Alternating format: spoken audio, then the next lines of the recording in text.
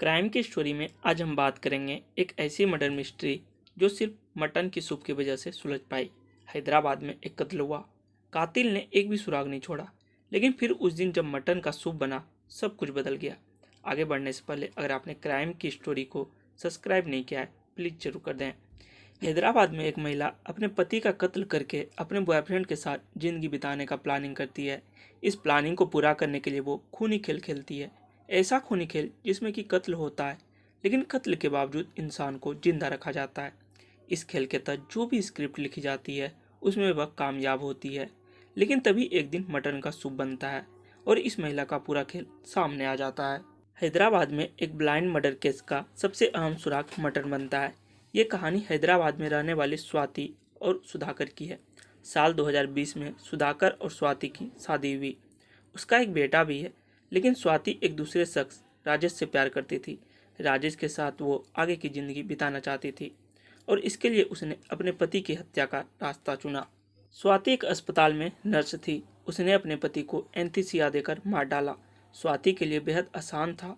उसने अपने पति की लाश को अपने बॉयफ्रेंड की मदद से ठिकाने लगा दिया। लेकिन खेल यहाँ खत्म नहीं हुआ, यहाँ से शुरुआत हुई। स्वाति और उसके बॉयफ्रेंड ने एक ही खौफनाक प्लानिंग की। स्वाति दुनिया के सामने वो अपने पति को जिंदा रखना चाहती थी ताकि उससे यानी स्वाति से कोई सवाल न पूछे। इस प्लानिंग के तहत स्वाति ने राजेश के ऊपर यानी अपने बॉयफ्रेंड के ऊपर थोड़ा सा एसिड डाला। उसका चेहरा जलने लगा।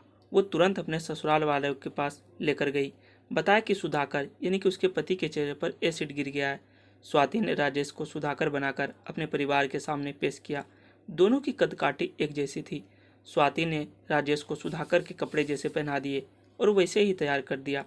परिवार वाले राजेश को सुधाकर मानकर अस्पताल ले गए। डॉक्टर ने कहा इसकी प्लास्टिक सर्जरी करवानी पड़ेगी। स्वाति का प्लान बखूबी काम कर रहा था। जैसा उसने सोचा बिल्कुल वैसा ही हो रहा था।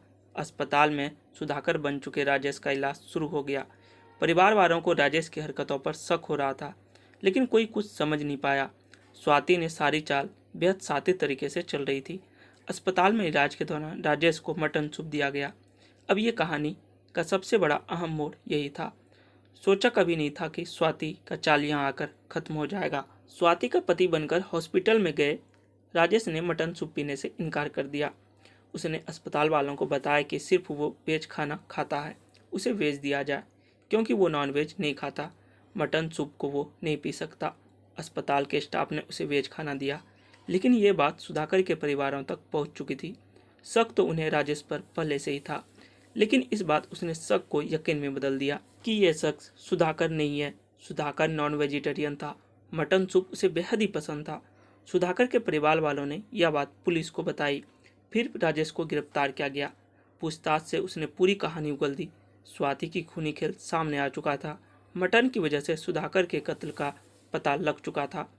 यह सुलझ चुका था। नाम चेहरा सब कुछ बदलने के बावजूद भी उस मटन सूप ने कातिल को सामने ला दिया।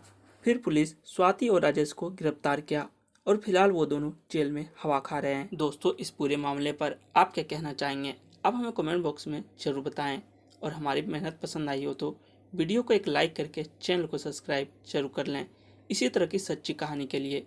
Thank you. मिलते हैं अगले वीडियो में। जय हिंद।